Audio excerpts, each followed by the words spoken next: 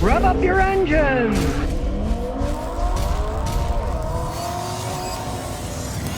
Hector Dominguez says, which wiper blade do you recommend the most? I'll tell you the best, and I don't care what anybody says. Go online and buy the Silicone wiper blades. Rain-X, for example, is a company that makes good ones. I put Rain-X's on my wife's Matrix and on her Lexus. Years later, they're still working and they're not squeaking. The problem I had with their Lexus is for some reason that year, they made the windshields weird, and they're an odd shape, and they would always go, and then you put a new one on, it'd stop for a few weeks, and then it would come back. Drove me nuts, right? I thought, silicone is kind of soft. So I got silicone wiper blades, and they happen to be Rain-X ones, right? They haven't squeaked for years now, and they still wipe clean.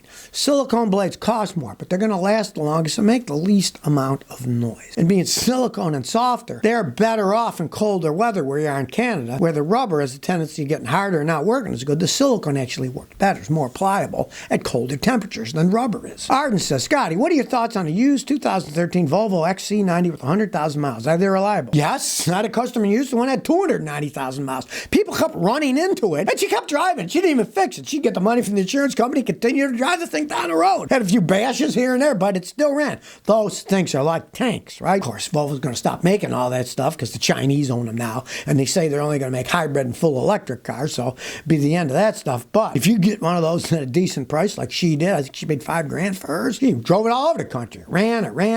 Like anything. Have a mechanic like me check it out before you buy, because you never know. Wrecked, flooded, stolen. Trust no one selling a used vehicle, especially if they're relatives. Have a mechanic check it just to make sure that it has been wrecked, flooded. And if they say it's good, hey, those things can last a long time. Thison says, what's your opinion on the 2-liter TDI engine? If you're talking about the Audi one, the engines themselves are good engines. It's the rest of the vehicle that they're attached to that are problems. Electronic problems, computer problems, plastic crap breaking all the time. The diesel engine itself can run and run and run. And now people are saying, but they cheated on the emissions. Well, they cheated on the emissions to make them actually run better. Yeah, they polluted a little bit more, but I don't care what anybody says. All diesels pollute because they don't use a spark plug. They just go by compression, and the combustion is not totally complete. And they all pollute. No matter what you do to a diesel, it's going to pollute. That's just how they are. The engines can run great. It's just that they're attached to vehicles that can fall apart as they age. 1-4 says, 2005 Mercury Grand Marquis, 154,544 miles. Is it a good idea to change the tranny fluid? It's never been touched, according to my neglected uncle. Okay, was your uncle neglected, or did he neglect his car, or were they both neglected? I wouldn't touch that with a 10-foot pole.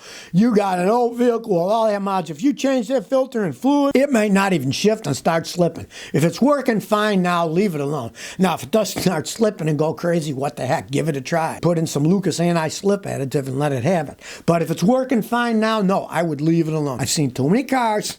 The guys do that, and then it slips, and they got to either rebuild the transmission or get rid of the vehicle. So leave it if it's going good. Damon says, you like fluid film for rust prevention? The best rust prevention is they build them correctly, like all the modern Toyotas, where they're electrostatically painted in a giant vat and coated, and they really don't have any rust problems at all. I didn't have any rust on my Matrix. It's a 2007. My mother didn't have any. Her Toyota Corolla in Buffalo. It's a 2005. My wife's 2002 Lexus, it doesn't have any rust on it. They know how to prevent it. Now, you can do it on a clean vehicle. Hey, yeah, great. It could help. It's a Toyota. You're wasting your money. It doesn't need it. But don't put it on a rusted vehicle. That'll just seal the rust, and it'll rust out even faster. So if you got something that you're worried about, but it's not rusted yet, go ahead. But if it's starting to rust, that ain't going to fix anything. It's just going to seal the rust, and it'll continue rust from the inside out. TJ Slay says, I got an 02 Dodge Neon, I know, with 55,000 miles. The back wheel passenger side locked up and it won't roll. I don't know if it's the brakes or something. Should I sell it or fix it? Take the wheel off. Probably it's locked up. It's an 02 Dodge Neon. It's got drum brakes. The drum brakes are probably locked on in the back. If you can't get it off, have a mechanic, get a mobile mechanic come. We'll get a torch heated up. And you might just need a brake job on that side. Parts of those Neons are dirt cheap at discount auto parts store. But that kind of mod, you might as well continue driving. You were driving it before, so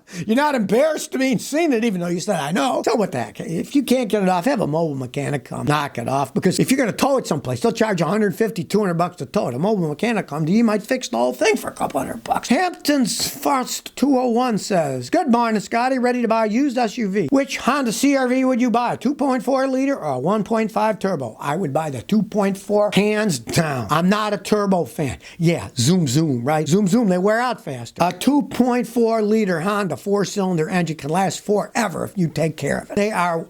strong engine. Don't get the 1.5 turbo. Now, if it was a 1.5 non-turbo, that would be an excellent choice, other than it would be rather slow. That's why they make the 2.4 liter, because they got more oomph. And actually, the 1.5 turbo puts out more horsepower, but it's going to wear out faster. Get the 2.4.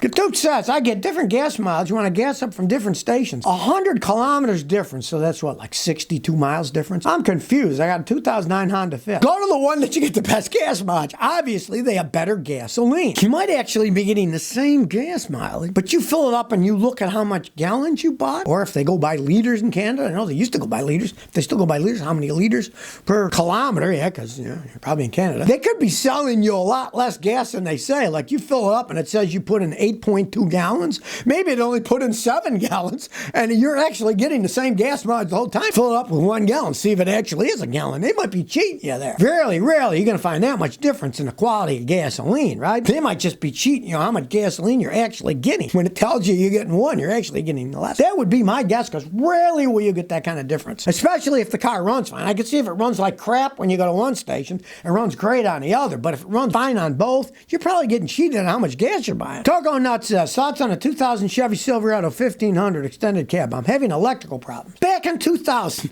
the Silverado 1500s were still decent made vehicles, unlike the crap they're making today with all these Mexican parts. The quality's, but in 2000 they were pretty good. The problem with GM throughout history was they have ground problems. So get yourself a wiring diagram that shows all the grounds, and you might find you just have some bad ground wires where the wires bolt to the body. Bolts sometimes rust and corrode, and then they don't ground that part of the body. It's often just a simple ground problem. Check that first, and of course get the battery and alternator load tested first, and check the wiring going to the alternator. Those skinny little wires sometimes corrode and overheat, crack. You look at the insulation, it's 23 years old. If it's cracked, you got to rewire parts of it that have bad wiring. But start by looking at the ground wires in the battery and the alternator. David Robinson, what are your thoughts on a 74 Nova 2-door with a 572 BBC? I'm building one, almost complete. I might have to take a road trip for you to check it out. Sure. Hey, I'd love to see that. That's when I was a kid, the muscle cars, right? Then, of course, later they made the Chevy Nova, which was a rebadged Toyota Corolla assembled in California in the same factory where Elon Musk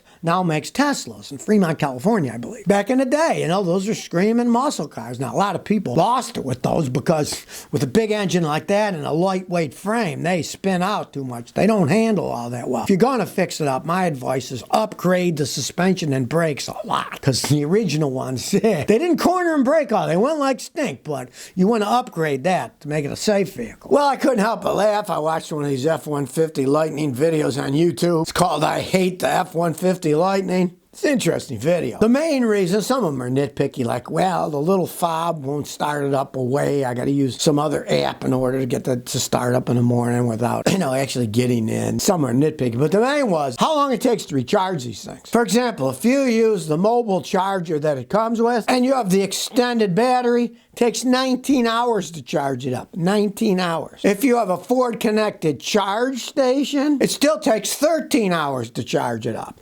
Those are the ones you get paid to stick in your house. You pay them to set them up and hook them up, right? And if you use a Ford Station Pro, which is a more expensive charging setup, still takes 8 hours. And that's an 80 amp 241 mounted. It takes a long time to charge these things up. Now, if you can find an Electrify America supercharging station that does 150 kilowatts at high voltage, it's quite a bit faster, but they don't even give you the information on it. It's such a farce. The other ones, they say, well, here's how much it costs to charge it up. Here's how long it takes, right? For this, it says, well, it only takes 41 minutes, but that's 15 to 80%. That's not a full charge, right? Everything they do is a lie. They're even saying, oh, that only takes 41 minutes. It's not a full charge. You want to do a full charge, it still takes hours and hours. Fantasy that, they're going to be zipped, then you plug them in and drive away. It's not going to happen. Plus, as I explained to people over and over again until I'm blue in the face, you got these batteries and you charge them too fast. One, is danger of them starting on fire, but the main thing is they wear out faster. If you keep charging lithium-ion batteries really hard, really fast, their capacity goes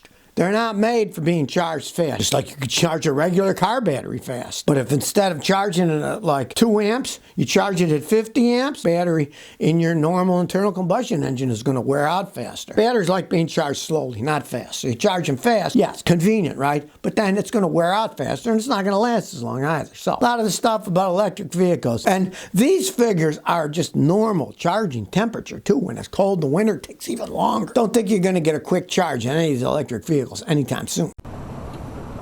So if you never want to miss another one of my new car repair videos, remember to ring that bell.